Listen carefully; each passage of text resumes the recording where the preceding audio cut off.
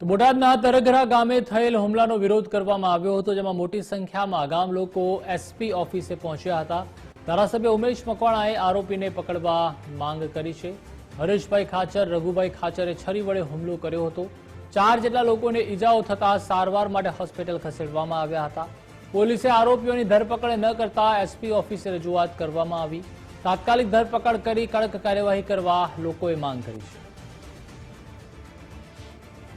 ગુજરાતની અંદર કાયદો અને વ્યવસ્થા ખૂબ કથળેલી હાલતમાં છે। કોઈ જાતનો ભય નથી। કોકના ઘરની અંદર જઈને છરી જેવા જીવલેણ હુમલો કરવો આ ખૂબ ગંભીર બાબત કહેવાય। એટલા માટે આજે એસપી કચેરી મુકામે અમે રજૂઆત લઈને આવ્યા છીએ કે જે એફઆઈઆર કરવામાં આવી એની અંદર જીવલેણ હુમલો કરવા છતાં પણ જે કાયદા મુજબ 307ની કલમ ઉમેરો કરવો જોઈએ એ કરવામાં આવ્યો નથી।